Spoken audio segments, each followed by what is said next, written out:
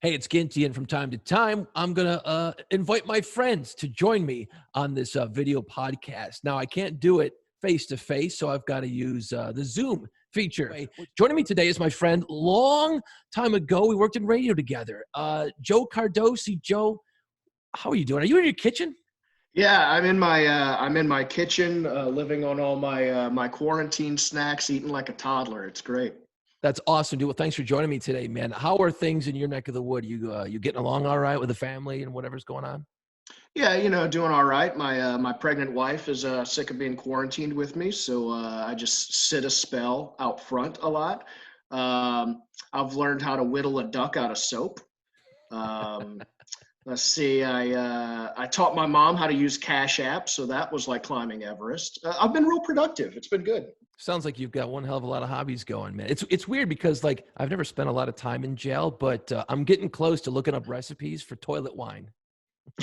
Also, when this is all over and I have to rejoin the economy, if someone would just pay me like 40 grand a year to go to jail, I'll do that. Like if they need somebody to like fill the space. I think you know what we're all kind of getting good at it. We're figuring it out. Minus the shanking. I don't. Although I will say, I think my wife is ready to shank me. Yeah, and you know what? I think I've gotten fat enough in quarantine to take a blade. I could take one in the gut. I ain't scared. Wait. Is that why you fatten up when you go to jail? Yeah, it's like a seal's blubber. It's like you may stab me, but I will not die. Oh, So, man, I'm gotcha. dead. Little skinny guy looks like a girl. I'm dead. Yeah, it's just gonna be like that Nick Cage movie where he was bench pressing the ladies. That's just gonna be you in jail. You're gonna be getting bench pressed. Well, if that's the worst thing that happens to me, I'm all in. Yeah, I was about to say that actually sounds kind of fun. That's male bonding. Ugh. All right, Joe and I, we lost internet connection for a second, but we pick it up talking about youth, bad decisions, and not so good tattoos. And have all those scars and bad tattoos. Hey, 1999. That was an ankle. I'd be a little more impressed, man. Yeah. It's like, oh, I had $50 and I was 17. Why not? I love when people ask what it means. I'm like, remember the band Korn? Me too. Oh, that's what it means. That's about it. The cool thing about a tattoo is you can reinvent the story as time goes on. Oh, Korn. Wow, this is about yeah. I actually got it to match my mother's, and then they just shut up. Just make up a fake sentimental story. Just stop them in their tracks. Turn around and you're like, hey, you want to see this one now? No. Yeah. No, I don't. It's actually a kanji that means the Tom Green show will never get canceled, but I just tell them it means bravery or something. What's funny is you think about the Tom Green show, and I used to love that show when it first came out. Like that dude was ahead of the curve. Yeah. By a mile. He's still funny. It's weird. I watched on YouTube, going down the rabbit hole as you do in quarantine. I was watching Tom Green on some Comedy Central show talking about when I got fired by the president of the United States because he was on Apprentice. And the whole thing is, so the president of the United States challenges us to make pudding. And his whole experience. And he still has that Tom Green flavor, but he's older, calmer. He's not talking with his butt cheeks or whatever. Old Tom Green's cool. He's still worth checking out if you haven't checked up on him in a while. Yeah. No, I definitely, there's so much, there's so much out there right now. And everyone, it's like they're handing out podcasts at the grocery store. They check your temperature when you walk in, they give you a podcast. And I'm guilty of doing this. I mean, look at us. I mean, I'm kind of nothing else to do. Trying to do that myself, but there's a lot of bad shit out there. But then there's a lot of good stuff. And I, like you say, rabbit hole. Holy shit, dude. Like, I don't even know what time it is anymore. I go to bed at like 4 a.m. because I'm like, wait, this is really funny. And then you watch like the next 5 podcasts or video casts. Yeah. Like, dude, I have to get up tomorrow. Well, actually, I don't, but I should.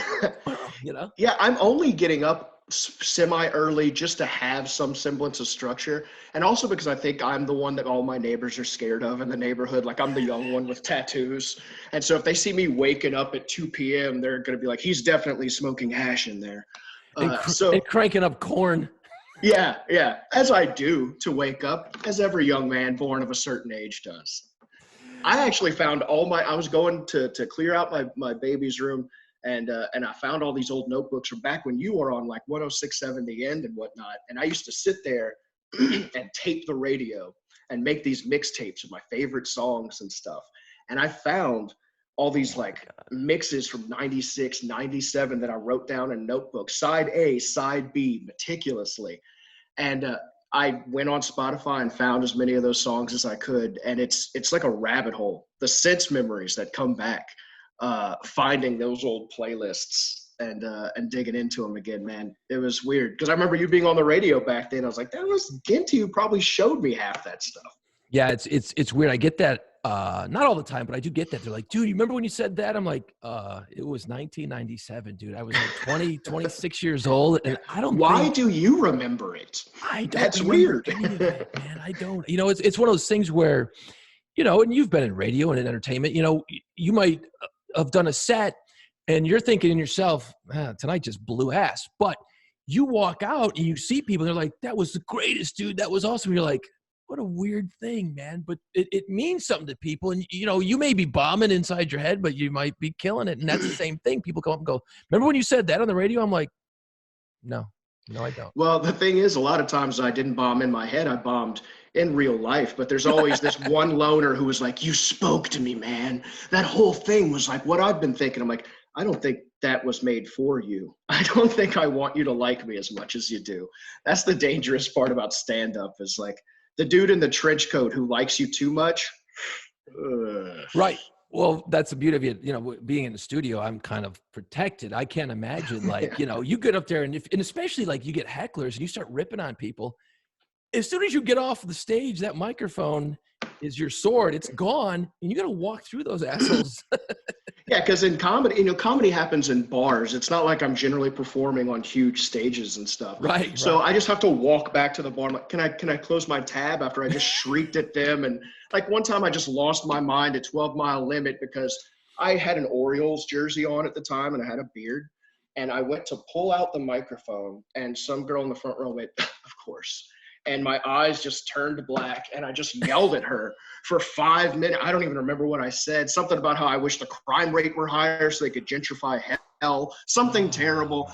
And then they gave me the light and my set ended. And then I had to just wait at the bar to close my tab in the midst of all of them. But it's 12 Mile Limit. What are they going to do? Fight me? Come on. Right. Yeah, well, that's the thing, man. You know, and I'm a huge stand-up fan, and I watch all kinds of stuff, man. And especially now, what's cool is like Netflix and YouTube, man. You rifle through all kinds of shit, but it's fun to like you see a lot of these guys now go behind the curtain a little more. Like you telling a story like that, I love that kind of shit, man. It's that behind-the-scenes stuff. Remember the old days? You'd watch a DVD movie and they'd show you the extras at the end, the deleted scenes, and then like the commentary.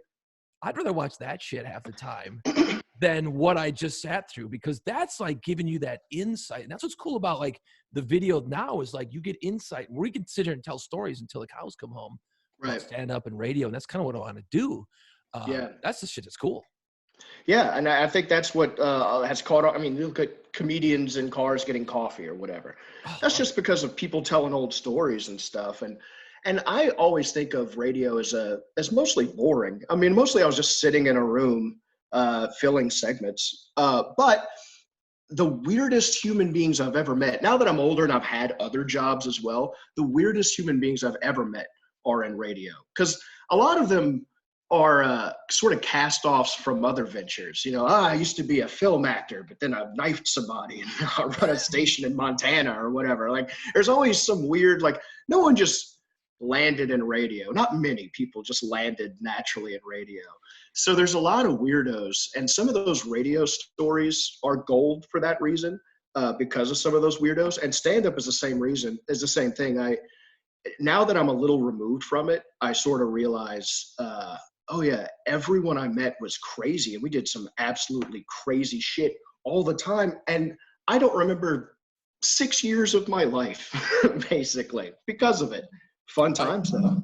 Oh, yeah, that's what's cool. But you know what? That's now getting back to your earlier point about you're older, wiser. You feel like you've gotten a lot of experience. Well, that's what it is, man. You get out there and you do those things.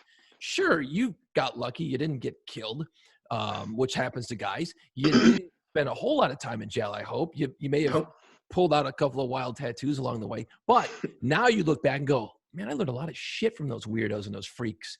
So that puts you where you are. You know what I mean? That's a cool thing. I am who I am because of all them. It's funny you say like nobody is born into radio. I wasn't born. I worked my ass off to get into it, but I literally was that kid, like 12 years old, way back. And I had a dual cassette deck, and you were talking about making mixtapes, dude. I would record a song, okay, and this is serial killer stuff. But I would I'm record about to say, a song. I think I did the same stuff you're about to say. Oh my god, dude! And so I'd record it, right? Well, then it's on a cassette. So I'm like, well, that's cool. I really like that song.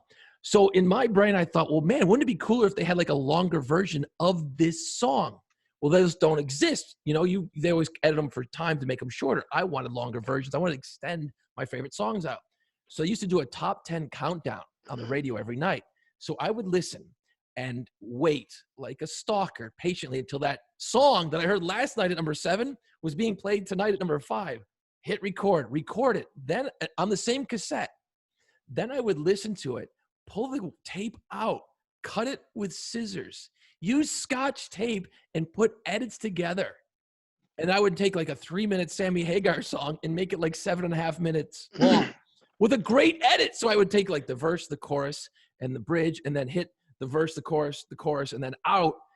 And nobody needs a 7.5 minute Sammy Hagar song, by the way. Well, see, I was about to say, like, man, I used to do the same thing. And as you kept going, I was like, no, you are right. That definitely sounds like someone who wanted to live in someone else's skin. Yeah. And that's what I would do all the time. So then, you're out hanging out with your buddies, whipping lawn jarts and trying to kill each other. And I'm playing tunes, and everyone's like, dude, how long is that Sammy Hagar song? And I'm like, oh, I made it myself. And they're like, okay, you are wearing other people's skin. Why? But what's weird about that is I taught myself how to edit. I didn't know what I was doing. And then I get into the radio situation, and that's the same concept. I'm like, holy shit, I taught myself this.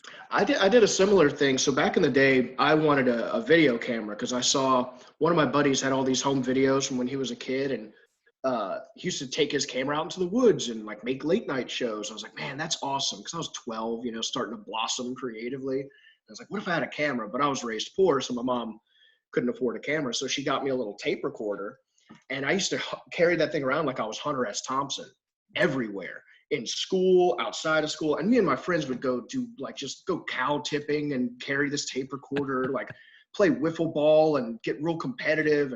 And so I had all these tapes of all these times my buddies and I had.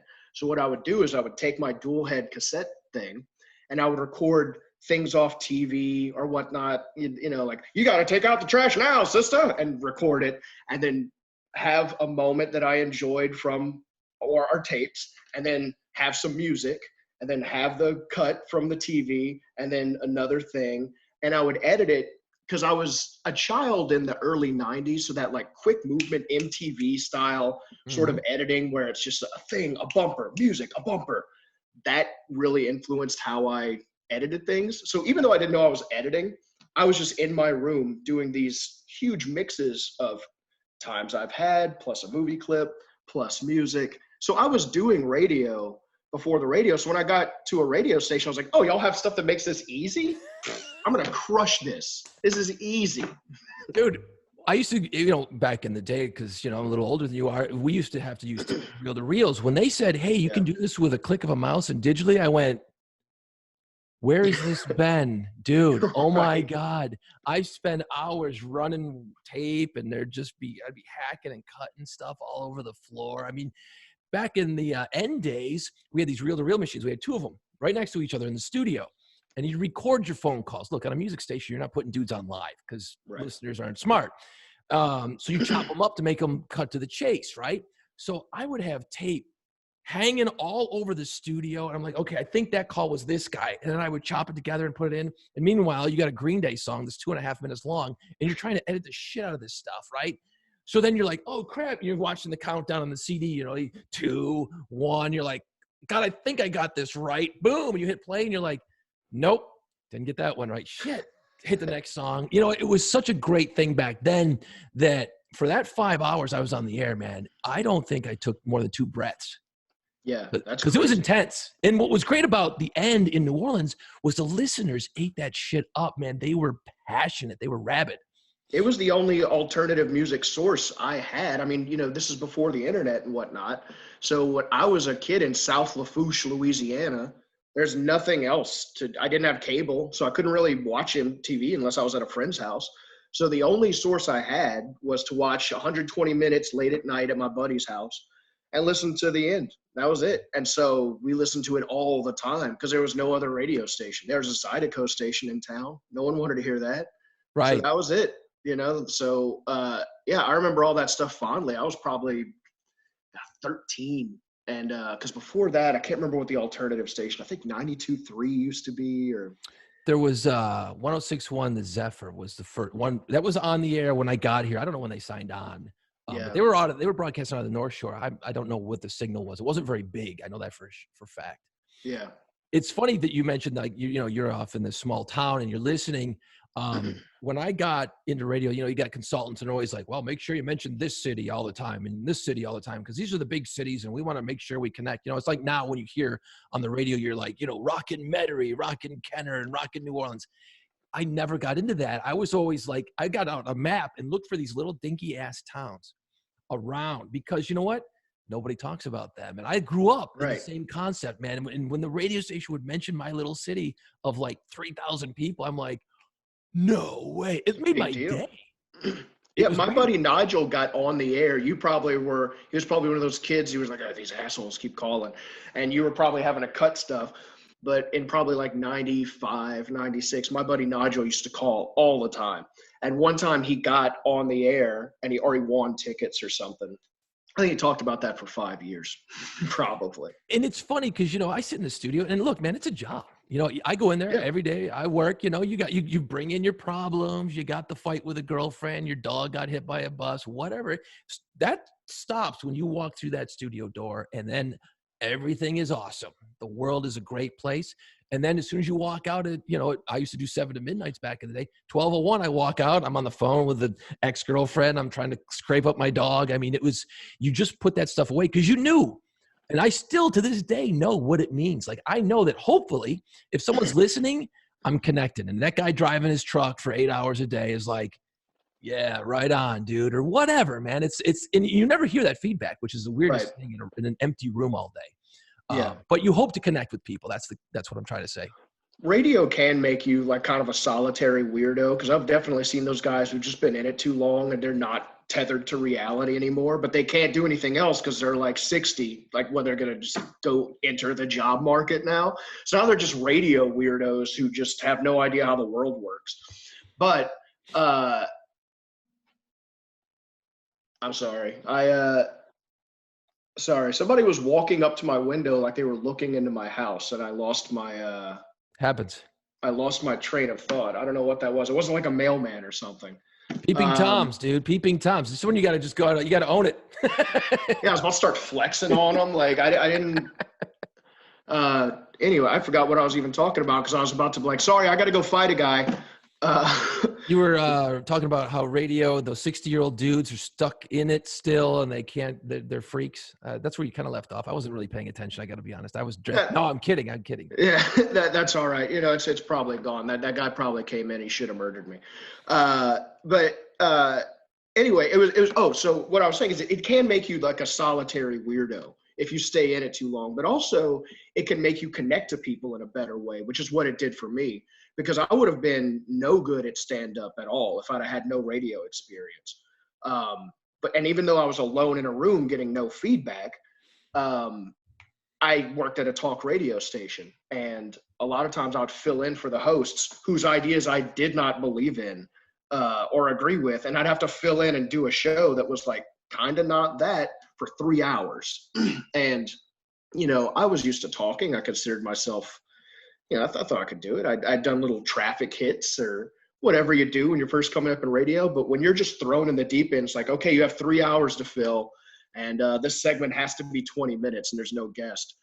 It teaches you some things. And so when I started doing stand-up and there is an audience right there that can react to you, which would seem intimidating, especially, and you'd think maybe in radio because it's different. I was like, 5 minutes? Yeah, I can do 5 minutes. Like, of course, that's easy. So radio is I feel like it either makes you a better person who's more interesting and engaging or you just go full creep mode. There's no in between. I've worked with both. I've seen Same. where, guys have been hired and they didn't know shit, and you just go, all right, well, you know what? You got some raw talent, you got some desire. So, okay, let's teach you a few things. And then you see it. And this is like any job, I'm sure. You teach someone a couple things and then you sit back and go, okay, I've shown them a few tricks. What are they going to do with those tricks? Do they have what it takes to do it? And then you'll see some of them just kind of go, okay, as soon as we get a chance to get rid of that person, we're going to.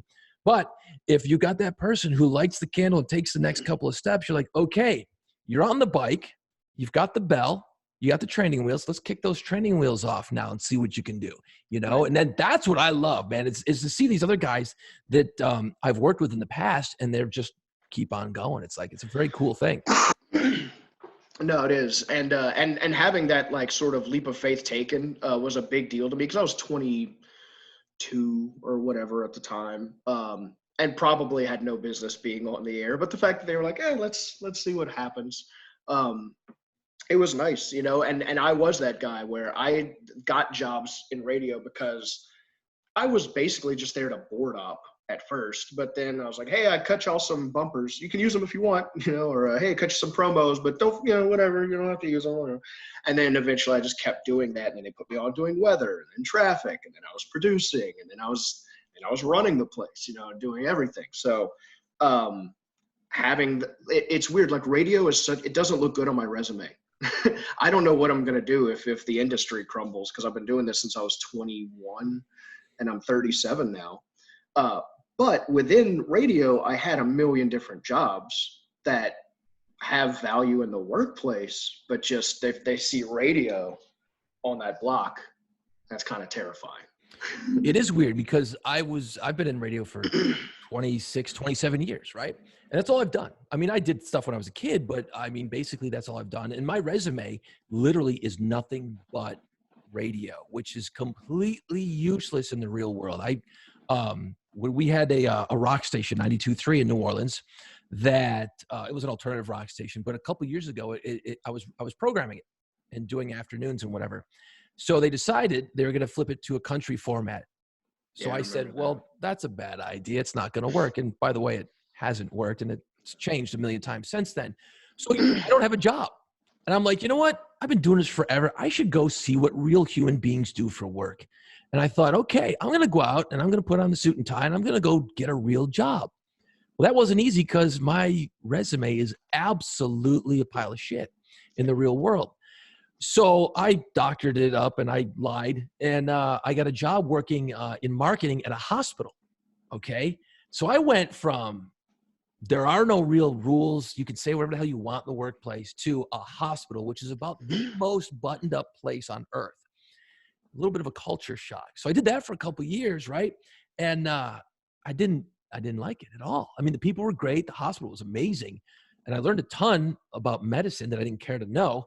And God, it just sucked. I couldn't wait to get back into radio. So it's like one of those things where you're built for certain things, man. It's true. I think if you get lucky at a young age and you find what you like and you're decent at it and you can turn it into a career and actually make money out of it, holy shit, man, you've won the lottery. Yeah. I mean, my thing is I never wanted to be famous.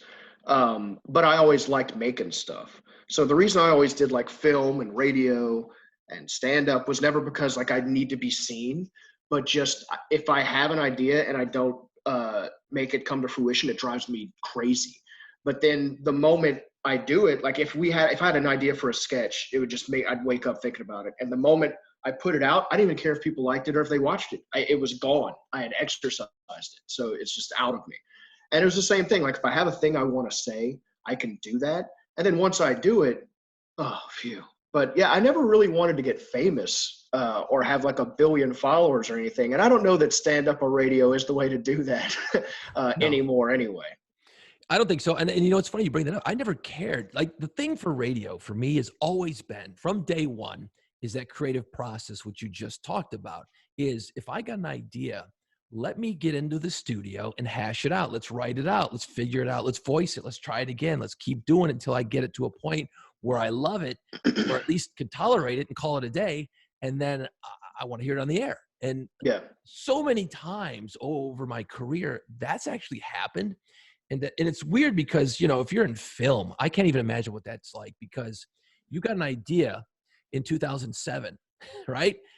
You write that idea for 3 years, then you got to pitch it, then maybe you film it, then maybe it gets released, and then like 8 years, 9 years later, you're at the premiere and they're asking you questions about it, and you're like, I don't have any idea. I don't remember.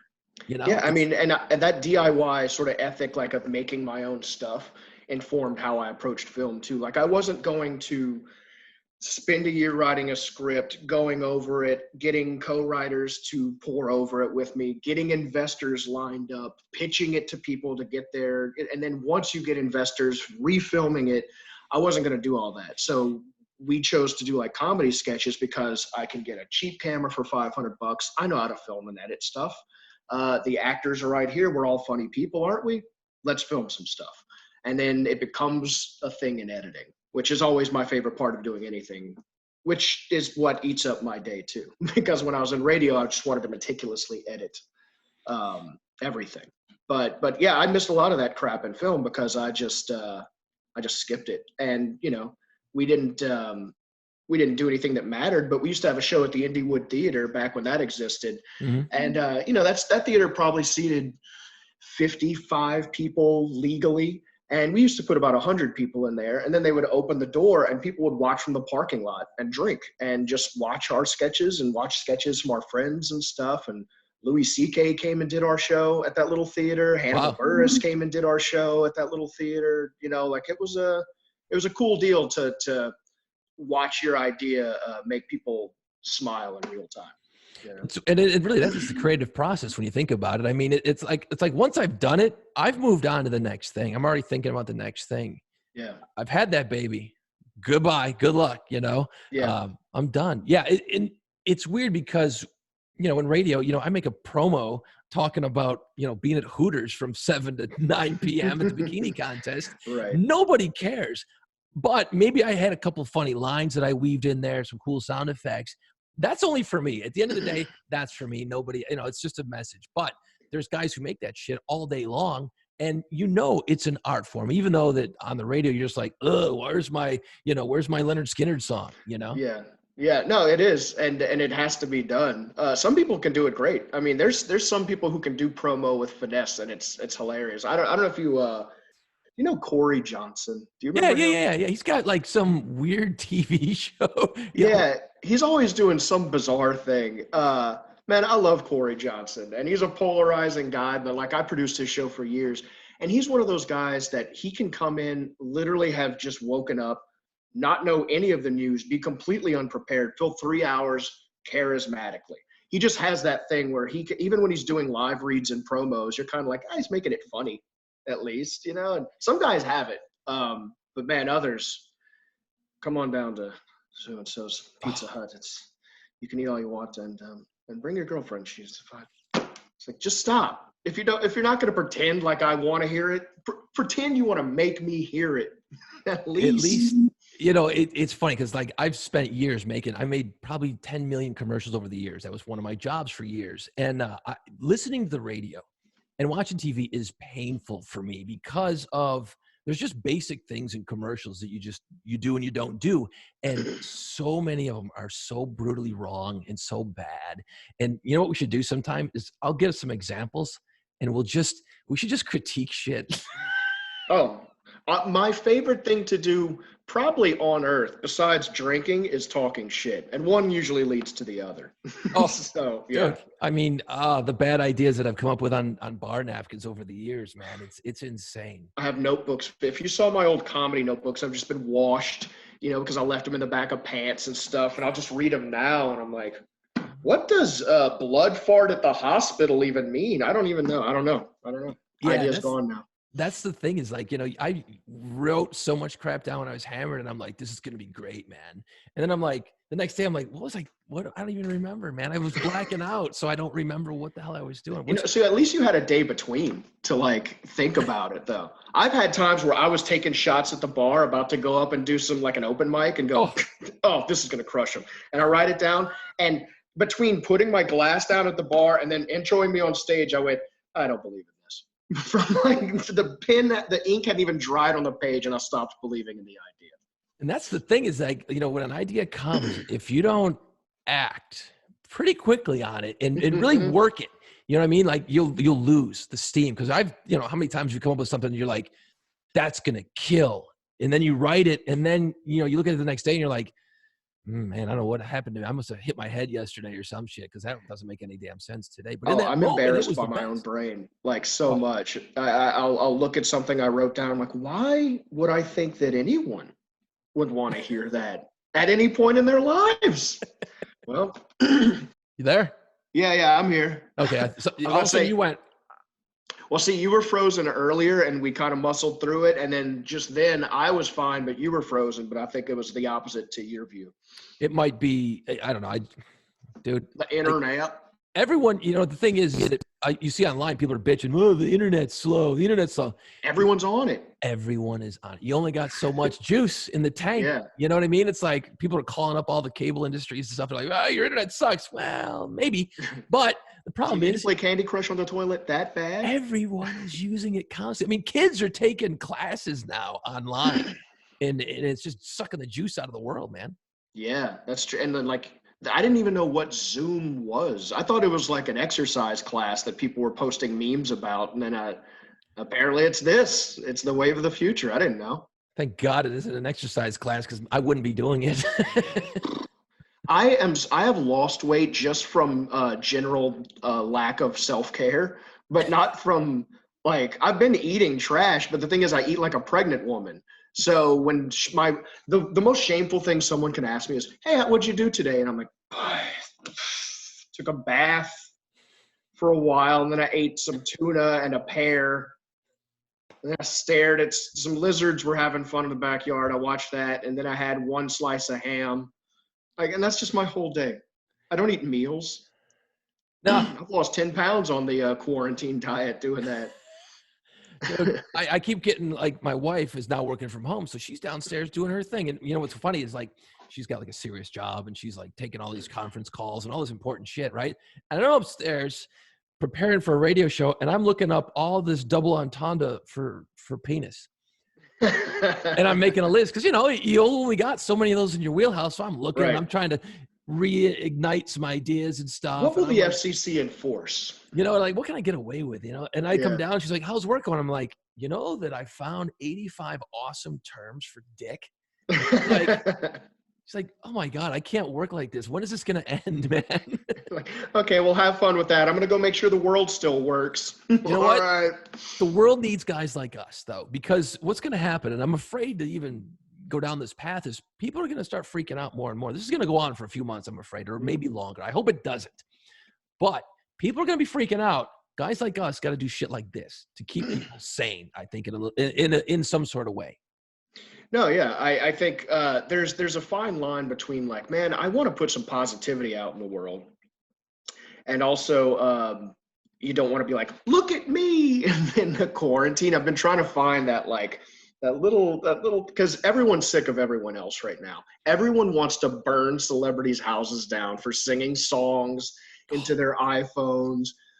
Everyone's so mad right now that I worry about being the guy that goes, knock, knock, I've got some ideas you should pay attention to.